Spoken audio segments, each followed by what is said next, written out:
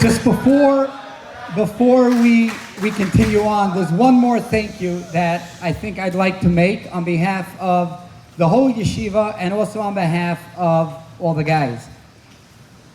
That thank you is to all the parents sitting here. Now it's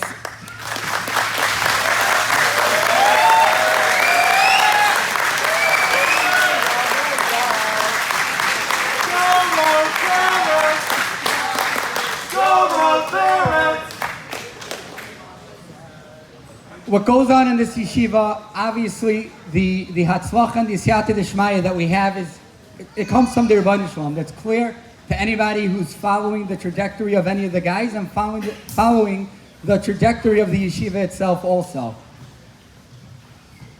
However, without the help, without the pushing, without the constant involvement of the parents, really none of it can happen.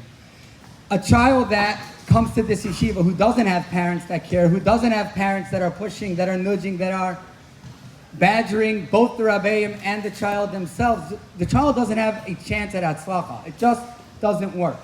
The children really need the parents to be involved. The children need the parents to sit there worrying about them, to caring about them, to being on top of the Rabbeim for them also. Now it's true. It's not easy getting in touch with every single Rebbe every single night. It doesn't mean the Rebbe doesn't see the text or see the missed call, and it also doesn't mean the Rebbe doesn't think about that child a little more just because he saw that text. Whether he responds or not doesn't necessarily mean that he's ignoring it. He's generally not ignoring it. He's thinking about that child right when he sees that text. So first and foremost, I'd like to ask all parents, to continue bothering us. It's not a bother. It just helps. And it shows the guys also how much you care and how much you want them to succeed. It really doesn't help when we stop that. It's something that really has to continue. The parents really have to continue bothering the guys, bothering us, bothering the Rabbeim, and bothering everyone in between. It really, really shows, the care. While we're on the topic of the parents, a lot of you drove from far in there, and a handful even flew. Some from Eretz Yisrael, from LA, St. Louis, Cincinnati, wherever it might be. The flights are long, and your children do not go home every Shabbos. It's just not practical. There's an off Shabbos every other week, and not every boy has the ability to go home every other week. In fact, I think Avi Bertram, who works tirelessly to place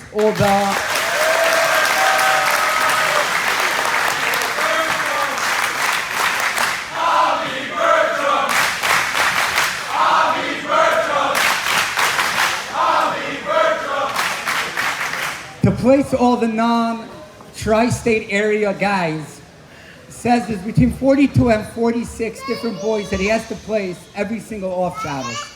Now, I can say for myself, there is not a single boy who spent the Shabbos at my house this year. Mirza Hashem, it's possible in the future. This year, it didn't work out for us to host anyone. There are a couple parents that have been exemplary and just reached out, hosting boys week after week after week. And just from the guys, from us, from Yeshiva, I just want to thank I know I probably will be leaving some of them out. However, if I could get Morty's mom, the amount of Shabbosim that they've hosted.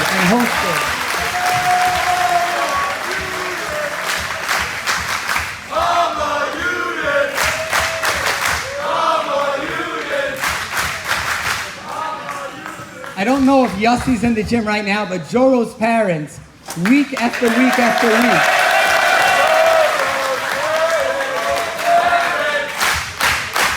Joro's parents! Another set of parents that have hosted many, many times are the Mullers. Most parents have hosted Shabbat and are constantly invited.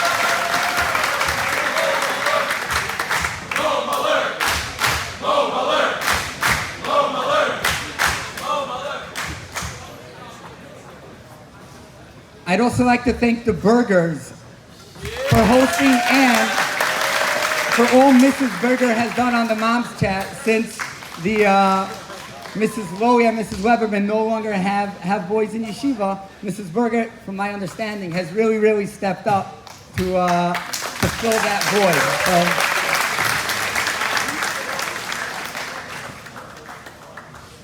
So, many parents have come for Shabbos, Baruch Hashem, this year. We appreciate each and every one of them. We were zochet to host, I'm going to forget a lot now, but we were zochet to host the Lerfelds, who not only for their involvement in the Shabbos, but their involvement with Yehuda is really something special. The constant care, the never giving up. The speech by the Siyam was for sure a crowd favorite.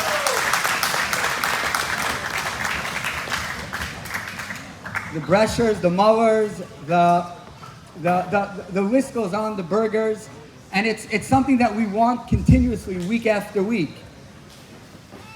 Elio Wernpal's father coming constantly, whether it's Sundays, whether it's during the year, throughout Elio's, stint in yeshiva, he's constantly listening, going to Rabbi Zon's shir, just listening in, being part of the growth, being part of the process. Elio won't be where he is today if not for his father's constant involvement. So we really like to thank.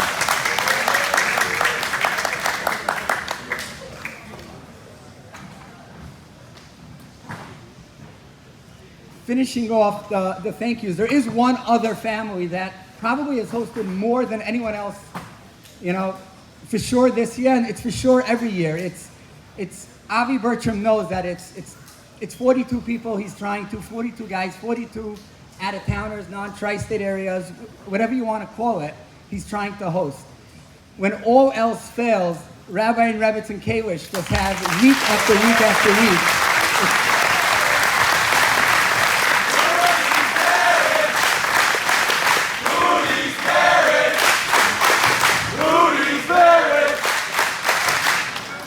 The beauty of that share is that, yes, it is Hootie's parents that are doing the practical hosting, but it's also Hootie who, can never get that time off. He can't just veg in his room and not be down for anyone, because no matter where he turns in his house, even on an off Shabbos, there's going to be a half a dozen plus guys there every single week. So yes, it's Hootie's parents, but it's also Hootie's parents. It's also Yaakov's parents. It's also Rina and Yisrael Meir's parents who are hosting week after week.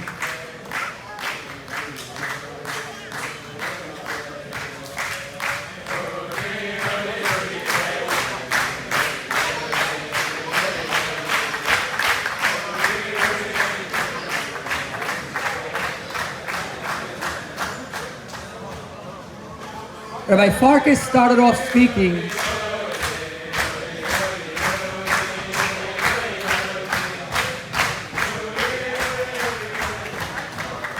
Rabbi